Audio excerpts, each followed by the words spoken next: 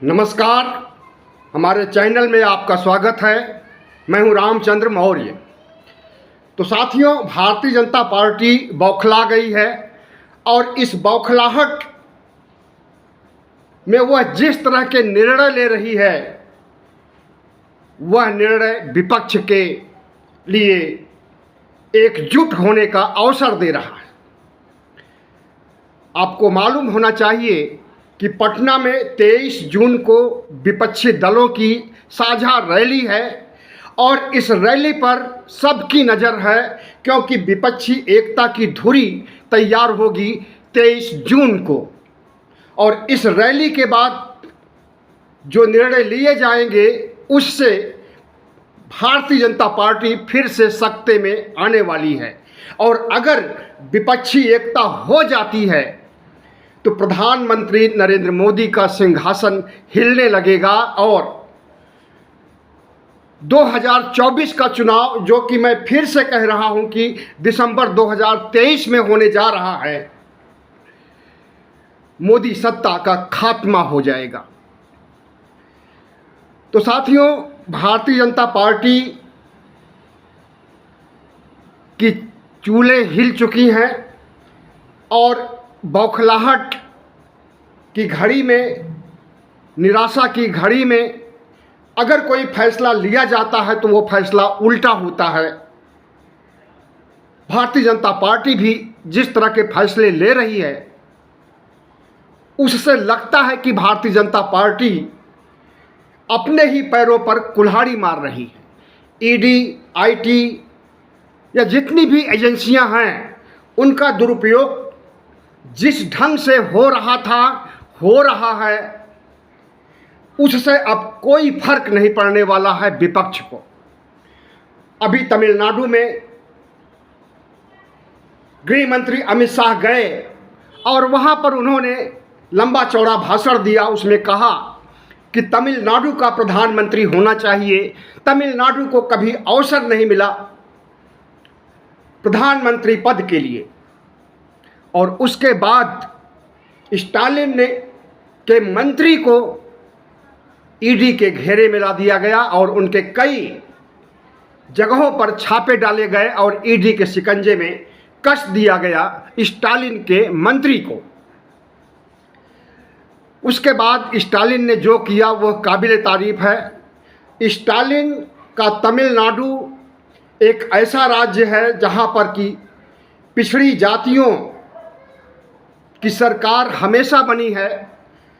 वो चाहे AIDMK की सरकार रही हो, वो भी पिछड़ी जाति की है, और वो चाहे DMK की सरकार रही हो, वहाँ पर ब्राह्मणवाद और मनुवाद RSS की चाल नहीं चली है शुरू से आज तक, और उस पर नज़र रखे हुए है RSS और अमित शाह, नरेंद्र मोदी कि ऐसी ऐसी बातें वहाँ जाकर के किया जाए, लोगों के सेंटीमेंट को उभारा जाए, जिससे कि पिछड़ों की सरकार गिरे, उनका जनाधार खत्म हो और RSS का भगवा फहराने लगे।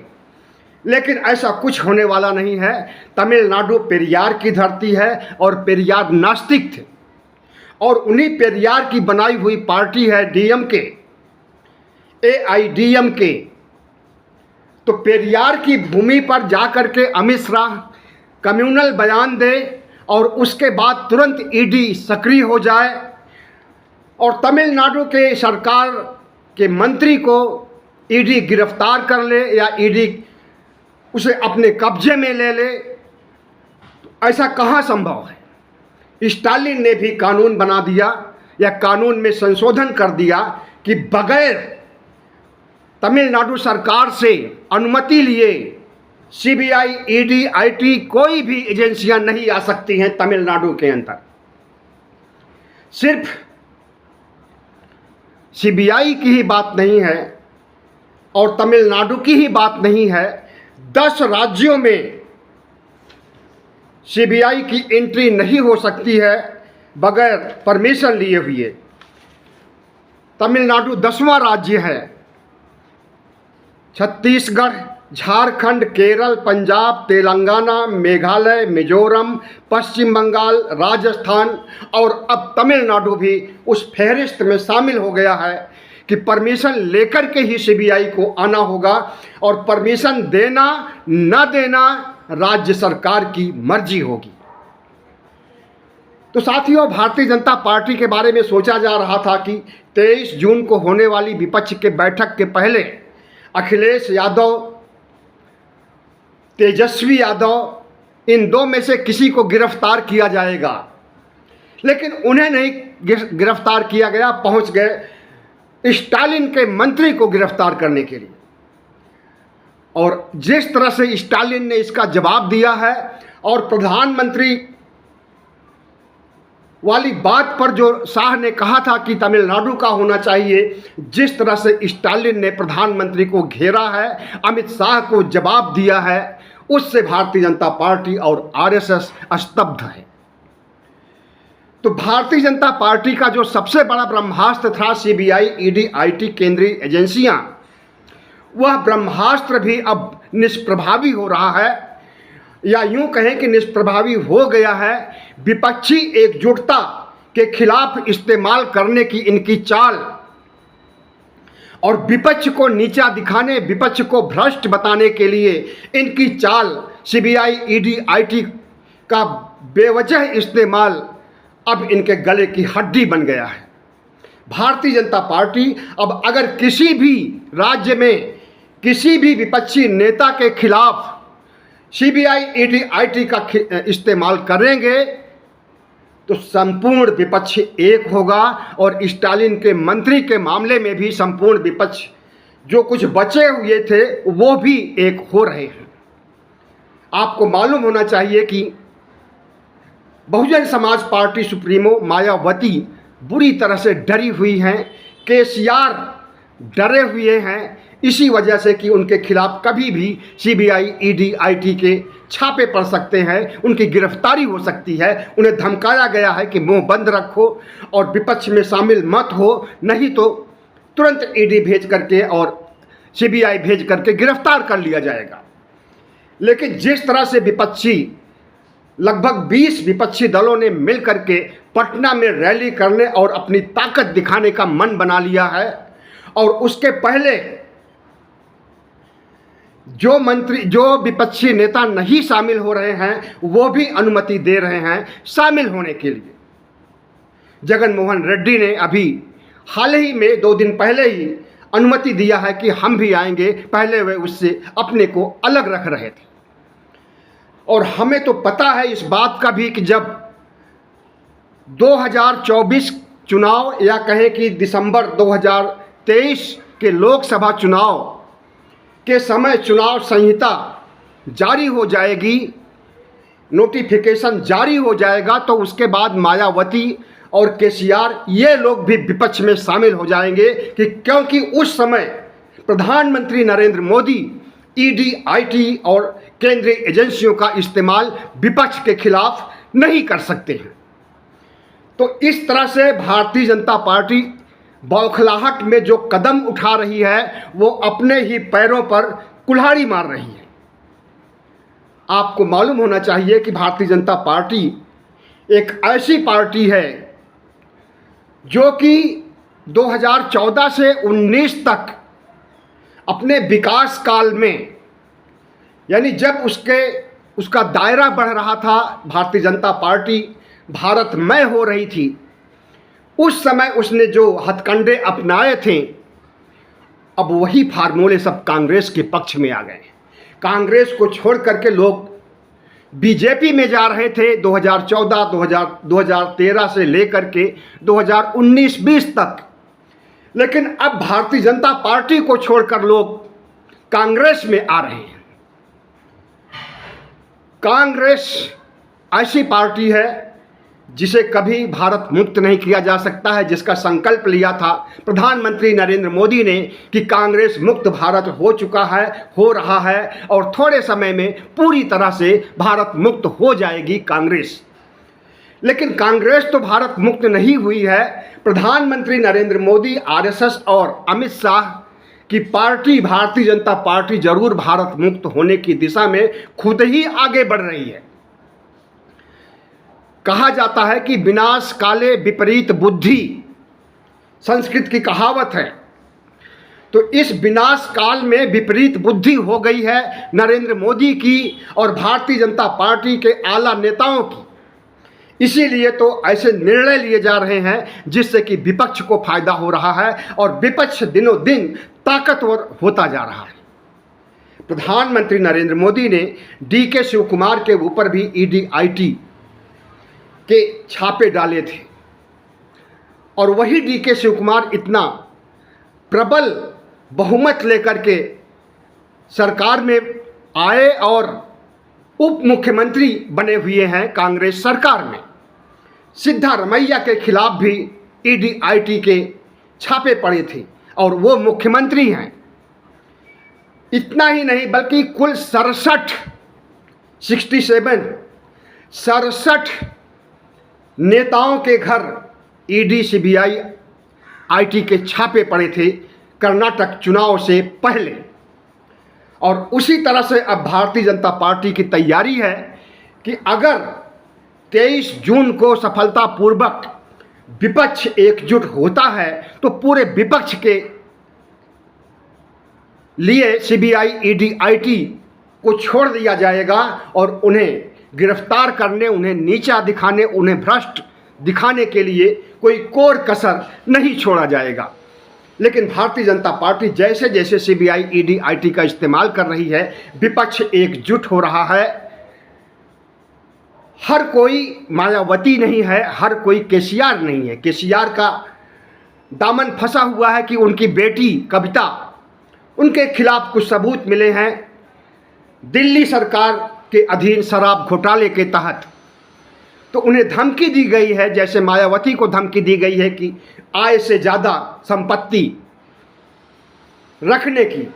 मुख्यमंत्री काल में मायावती ने इतनी संपत्ति बना ली थी कि उनके ऊपर ये मुकदमा चलाने के लिए भारतीय जनता पार्टी, उन्हें दबाने के लिए इतना प्रभावी कदम उठाई कि वह उत्तर प्रदेश में 2022 में चुनाव भी नहीं ढंग से लड़ सकी और सिर्फ 1 सीटें आई और वोट प्रतिशत लगभग 12% घट गया। इसी तरह से हर पार्टियों को पंगु बनाने के लिए, इसी तरह से हर पार्टियों का मत प्रतिशत कम करने के लिए Bharatiya Janata party CBI ED-IT का इस्तेमाल कर रही है। लेकिन हर नेता, हर विपक्षी नेता मायावती नहीं है, केसीआर नहीं है। हर लोग मुखर होकर के लड़ रहे हैं, चाहे वो अखिलेश यादव हों, चाहे वो तेजस्वी यादव हों, और भी ऐसे नेता हैं जो कि सीबीआई ईडी-आईटी के ब्रह्मास्त्र से नहीं डरते हैं और न डरेंगे। और जब विपक्ष एकजुट हो रहा है तो निश्चित रूप से भारतीय जनता पार्टी की सरकार जाएगी और केंद्र में विपक्ष की सरकार बनेगी। 9 सालों का एंटी इनकम्बेंसी और जितने भी गलत निर्णय लिए गए, वो चाहे नोटबंदी का गलत निर्णय रहा हो, जीएसटी का गलत निर्णय रहा हो, कोरोना काल में 47 लाख से ज़्यादा मौतें रही हो, गरीबी रही हो, महंगाई आसमान छू रही है, तो इस तरह से भारतीय जनता पार्टी के खिलाफ एक वातावरण, एक माहौल तैयार हो गया है। और इस माहौल को अब भारतीय जनता पार्टी अपने पक्ष में नहीं भुना सकती है, क्योंकि 2019 में भारतीय जनता पार्टी को कुल 37% वोट मिले थे और विपक्ष को 67% वोट मिले थे। अगर 2019 के भी वोट मिल गए, वैसे 2019 और 2014 से अब तक गंगा में बहुत पानी बह चुका है और भारतीय जनता पार्टी की ऐसी कुटिल नीतियां रही हैं जिससे कि उनसे हर वर्ग नाराज है। बेरोजगार अलग नाराज है, किसान अलग नाराज बैठे हैं। उनके 3 काले कानून तो वापस ले लिए गए, लेकिन एमएसपी पर गारंटी और दूसरी मांगे नहीं मानी गई। अभी भी किसान आंदोलन के दौरान गिरफ्तार हुए किसान हरियाणा, पंजाब, दिल्ली और तमाम जेलों में ठूसे हुए हैं। उन्हें रिहा नहीं किया गया, जबकि उनकी एक मांग ये भी थी। 750 से अधिक किसान बलिदान दिए थे किसान आंदोलन के समय, उन्हें एक को भी कंपनसेशन या सहायता राशि नहीं दी गई। एक आंदोलन खत्म नहीं हुआ, दूसरा आंदोलन खत्म चल रहा है पहलवानों का आंदोलन ऐसा है कि यह भी किसान आंदोलन की तरह जन आंदोलन बनने की प्रक्रिया इसमें भी बढ़ रही है। और आज की बात है, अनुराग ठाकुर जो कि खेल मंत्री हैं, उन्होंने पहलवानों से वादा किया था थोड़े समय पहले कि 15 जून को एक कड़ी रिपोर्ट जो कि जांच एजेंसियां जो जांच कर रही हैं, एफआईआर के अलावा जो जांच चल रही है, तो एक कड़ी रिपोर्ट अदालत में दाखिल की जाएगी। लेकिन आज ऐसी कड़ी कोई भी रिपोर्ट नहीं दायर की गई और ब्रजभूषण शरण खुला घूम रहा है। उसको गम ही नहीं है कि उसने कोई अपराध किए हैं।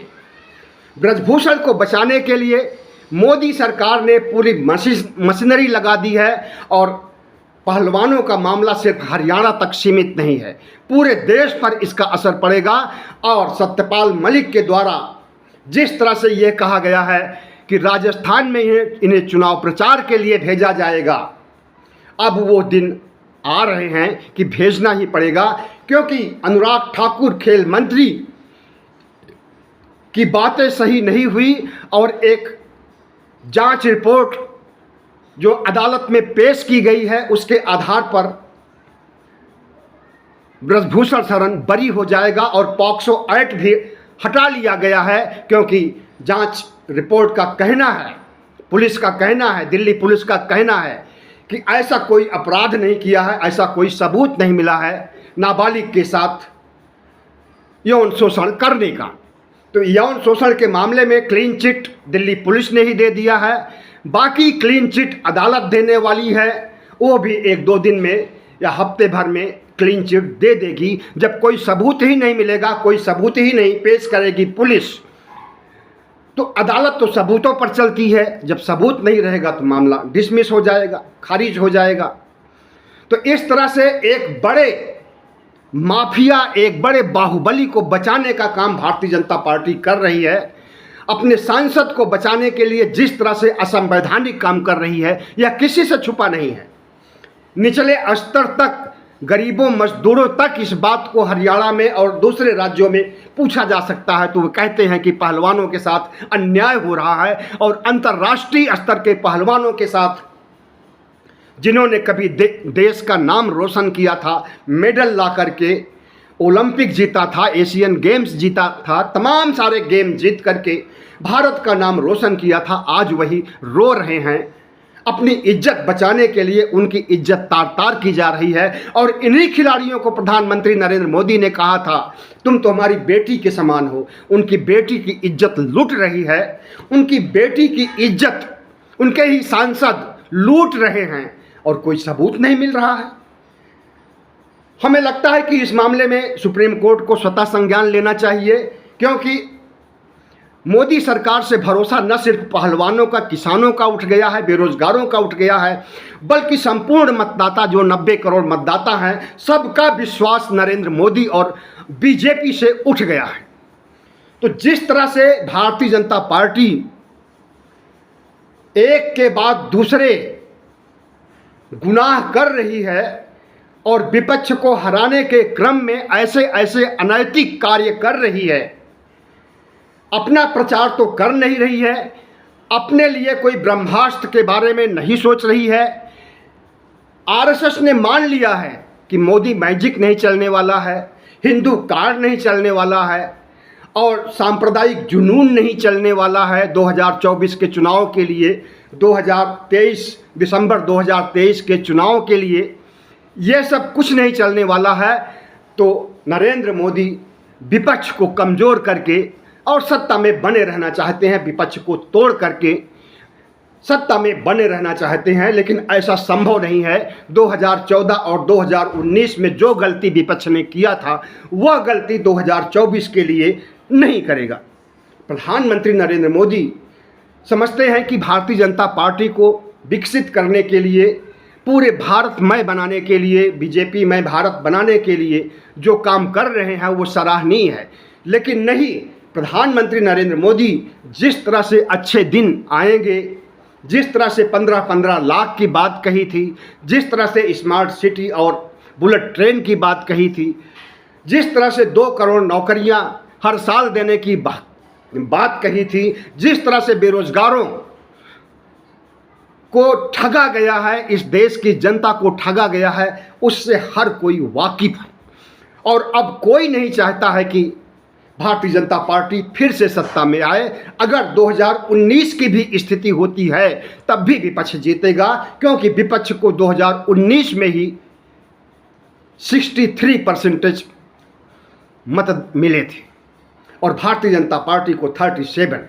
लेकिन उस समय विपक्ष बटा हुआ था। आज विपक्ष एक है। विपक्ष की एकता ही सबसे बड़ी ताकत है विपक्ष की। और विपक्षी एकता के लिए जो पटना में 23 जून को सम्मेलन होने वाला है, महारैली होने वाली है गांधी मैदान पटना में, उसके बाद पता चलेगा कि विपक्ष में कितनी ताकत है और कितने लोग विपक्ष में रहेंगे और कितने लोगों को प्रधानमंत्री नरेंद्र मोदी साम दाम दंड भेद दिखा करके तोड़ सकेंगे। यह वही भारतीय जनता पार्टी है जो कहती कुछ है, करती कुछ है। कथनी और करने में कितना बड़ा अंतर है।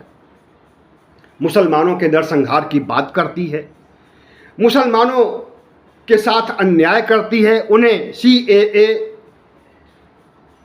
जैसे कानून ला करके, NRC जैसे कानून ला करके इस देश से निकालने की साजिश रचती है। उनसे पहचान पत्र मांगा जाएगा इस देश का नागरिक होने के लिए। पहचान पत्र नहीं दे पाएंगे तो उन्हें बाहर कर दिया जाएगा और दूसरे देश के हिंदुओं को बुलाया जाएगा, इस देश के मुसलमानों को वापस कर दिया जाएगा, दूसरे देशों में भेज दिया जाएगा और वहाँ के हिंदुओं को बुलाया जाएगा।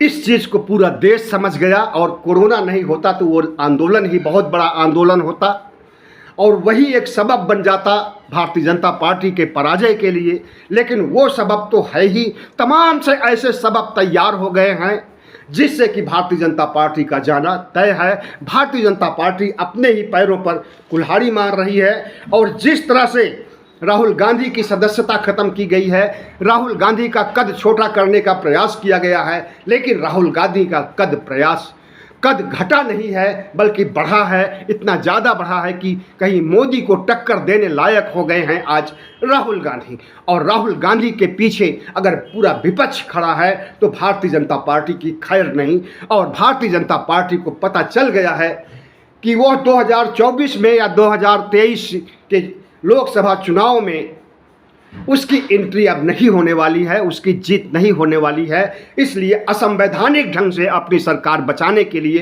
तमाम प्रयास कर रही है, लेकिन इसमें वो कभी कामयाब नहीं हो सकती है। बहुत बहुत धन्यवाद। हमारे चैनल को सब्सक्राइब कीजिएगा, लाइक कीजिएगा और शेयर कीजिएगा।